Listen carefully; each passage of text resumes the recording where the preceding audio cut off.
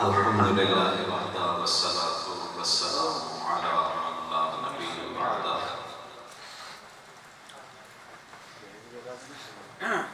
اما بعد فاعوذ باللہ من الشیطان الرجیم بسم اللہ الرحمن الرحیم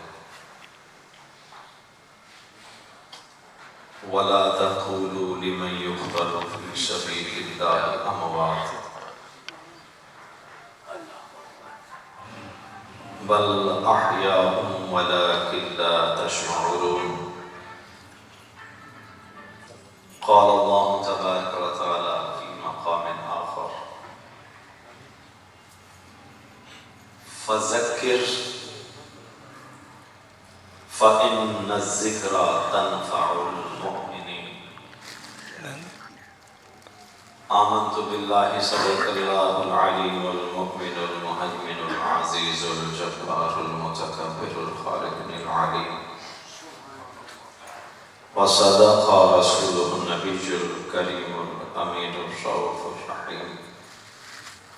إن الله وملائكته يصلون على النبي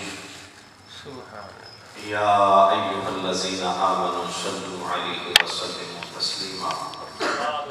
پڑھ لیجئے عقیدت محمد کے ساتھ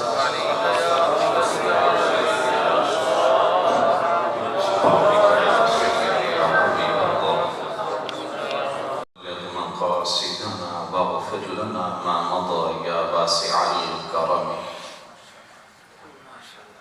یا صاحب الجمال و یا سید البشر من وجهك المنیر لقد نبر القمر لا يمكن الصنع كما كان حقه بعد خدا وزرودو کسا مختصر وأحسن منك لم تركت عيني وأجمل منك لم تلد النساء خلقت مبرأ من كل عيب كأنك قد خلقت كما تشاء اور وہ معزز تھے زمانے میں مسلمان ہو کر وہ معزز تھے زمانے میں مسلمان ہو کر ہم خار ہوئے تارک قرآن ہو کر اور وائے ناکامی متائے کارواں جاتا رہا وائے ناکامی متائے کارواں جاتا رہا کارواں کے دل سے احساس زیاں جاتا رہا نعرہ تکبیر نعرہ رسالت نعرہ حیدری علماء اہل سنت گران قدر حضرات قبلہ پیر صاحب کی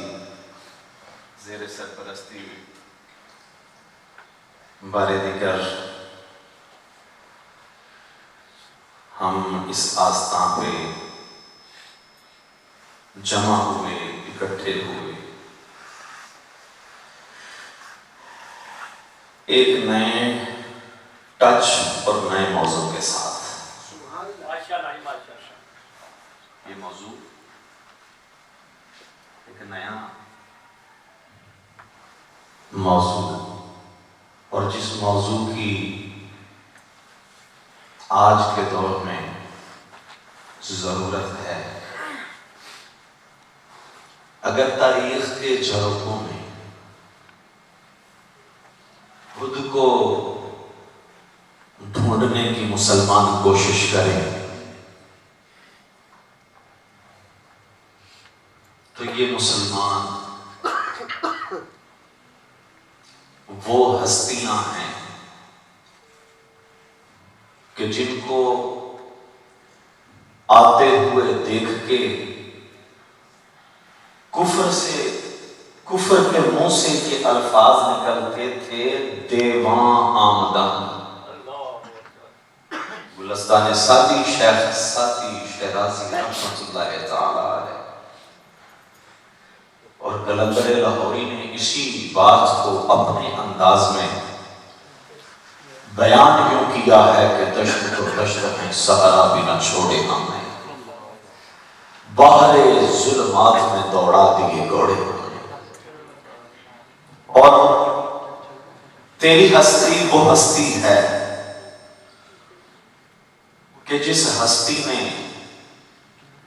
نیل کے ساقی سے لے کے کاشغر کی خاک تک دنیا کے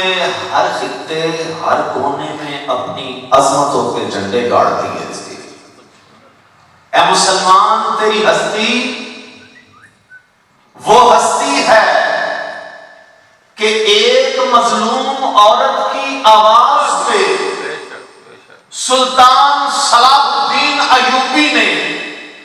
ہزاروں میل کا سفر کر کے کفر کو صفائے ہستی سے مٹا دیا تھا۔ اے مسلمان، تیری ہستی وہ ہستی ہے کہ محمد بن قاسم کے روپ میں ہزاروں میل کا سفر کر کے ایک مسلمان کی آواز پہ راجہ دہر کی حکومت کا تختہ جس نے الٹ دیا تھا۔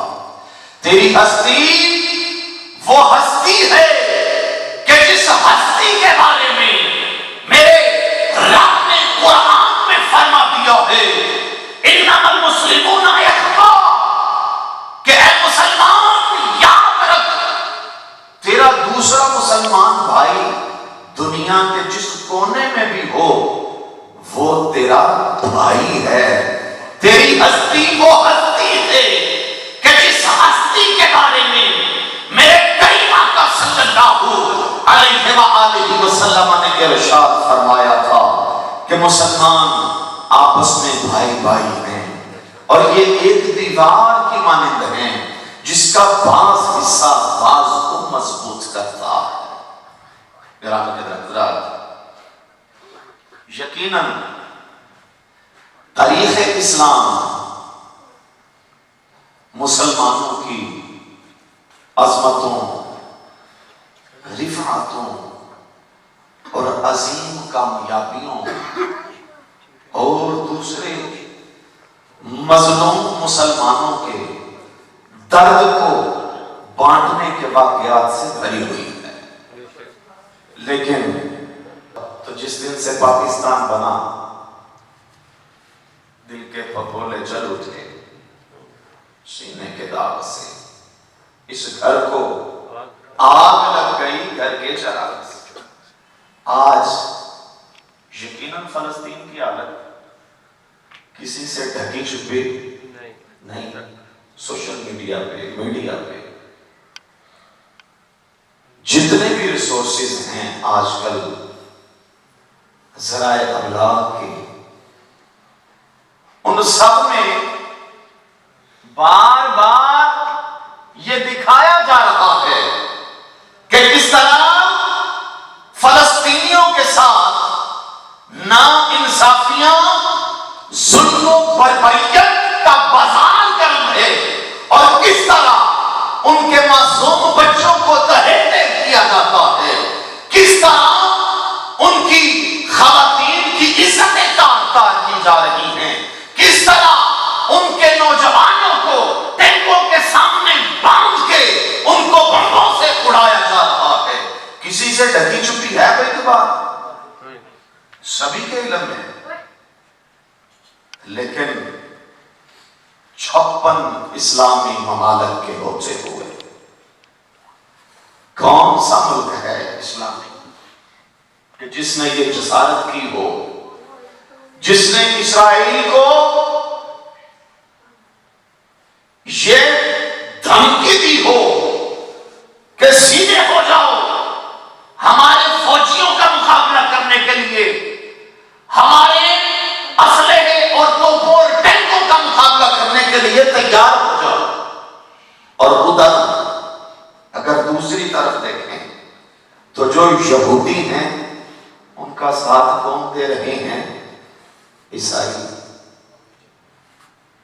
اور یہ یاد رکھو، یہ قرآن میں اللہ نے فرمایا ہے کہ جب اسلام کے مقابلے میں ہوں تو یہ سارا کفر اکٹھا ہے،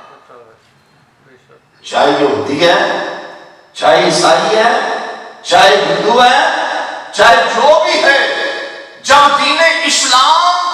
کسی ایک خاص مذہب کے مقابلے میں آ گیا تو یاد رکھو تمہاری معاونت کرنے کے لیے کوئی نہیں ہوگا۔ یہ جن کے ساتھ تم نے صدیوں سے یاریاں گاڑی ہوئی ہیں، جن کی محبتوں کے تم دم بڑھتے ہو، جس کفر کے شانہ بشانہ تم کھڑے رہتے ہو، اور جن کے ساتھ یاری لگانے کے تم در میں رہتے ہو، یاد رکھو کہ جب تم کسی کے سامنے آ جاؤ گے تو یہ کفر تمہارے ساتھ نہیں ہوگا، بلکہ تمہارے اس دشمن کے ساتھ ہوگا جو تمہارے ساتھ جنگ کر رہا ہے۔ گرامی قدر حضرات، یقیناً ہم عام عوام کیا کر سکتے ہیں؟ اس کے لیے بہت سے مبصرین نے، تذکرہ کرنے والوں نے، اپنے ویوز اور خیالات دینے والوں نے قرآن و حدیث کو پیش نظر رکھتے ہوئے اسلامی جمہوریہ پاکستان میں رہنے والی عام عوام کو لائحہ عمل کے طور پہ، بنیادی طور پہ تو بات یہ ہے کہ ہم میں سے کسی میں یہ استطاعت اور طاقت نہیں کہ فلسطین جائے، فلسطین جا کے ان کے ساتھ، ان کفار کے ساتھ جنگ کر سکے۔ یقیناً اتنی استطاعت کسی میں نہیں ہے، اور یقیناً اسلامی ممالک کی جو حکومتیں ہیں وہ اگر اس بات کا تہیہ کر لیں تو پھر یہ کام ہو سکتا ہے۔ آپ اور میں کیا کر سکتے ہیں؟ آپ اور میں یہ کر سکتے ہیں کہ یہ جو حکومتی پینل ہماری قومی اسمبلی اور صوبائی اسمبلی میں بیٹھا ہوا ہے، بھائی ان کو اسمبلی میں بھیجنے والے کون ہیں؟ بھائی ووٹ کون دیتا ہے؟ ہم ہی لوگ دیتے ہیں۔ اور یہ آج کی بات نہیں، یہ جب سے پاکستان بنا تب سے یہی معاملہ چل رہا ہے کہ وہ لوگ جن کو پہلا کلمہ بھی صحیح نہیں آتا، وہ لوگ جن کو قرآن کی کوئی ایک سورت درست پڑھنی نہیں آتی، دین کے بڑے بڑے مسائل کو تجا دین کے بنیادی مسائل سے بھی جو آگاہ نہیں ہے، ان لوگوں کو ہم چن رہے ہیں اپنا نمائندہ بنانے کے لیے۔ ان لوگوں کو ہم اسلامی جمہوریہ پاکستان کا نظام چلانے کے لیے ووٹ دے رہے ہیں۔ یاد رکھو کہ یہ بنیادی طور پہ تمہارے پاس ایک ایسی طاقت ہے کہ جس طاقت سے تم قائد اعظم رحمت اللہ تعالی علیہ کا وہ خواب اور وہ الفاظ جو آپ نے اب اپنے زندگی کے آخری ایام میں فرمائے تھے، اگر اس طاقت کو تم استعمال کرتے ہو تو یقیناً پاکستان خلافت راشدہ کا نمونہ بن سکتا ہے۔ لیکن بات بنیادی طور پہ یہی ہے، عمل سے زندگی بنتی ہے جنت بھی جہنم بھی۔ گرامی قدر حضرات، جہاد بات کو سمیٹتے ہیں۔ حضور نبی کریم علیہ الصلوۃ والسلام، آپ سے ایک صحابی نے عرض کی، یا رسول اللہ صلی اللہ علیہ وسلم، افضل جہاد کون سا ہے؟ میرے کریم آقا صلی اللہ علیہ وآلہ وسلم نے ارشاد فرمایا افضل جہاد یہ ہے کہ تو ہر اس چیز کو ترک کر دے جو اللہ کو ناپسند ہے، یہ افضل جہاد ہے۔ اب ہم اپنے گریبانوں میں خود ہی جھانک لیں کہ ہم اپنے شب و روز کس طرح بسر کر رہے ہیں، ہم اپنے دن رات کس طرح گزارتے چلے جا رہے ہیں۔ کیا وہ اعمال جو اللہ کو ناپسند ہیں ان کو ہم نے چھوڑا، اور وہ اعمال جو اللہ اور اس کے رسول کو پسند ہیں کیا ہم نے ان اعمال کو اپنایا ہے؟ گرامی قدر حضرات، اللہ رب العزت کی بارگاہ میں دعا یہی ہے، اللہ تعالی ہمارے ان فلسطینی بھائیوں کی اپنے خزانہ غیب سے مدد اور معاونت فرمائے، اور اسلامی ممالک کے حکمرانوں کو خیرت ایمانی عطا فرمائے کہ وہ متحد ہو کے کفر کا مقابلہ کر سکیں۔ وما علیہ الا البلاغ۔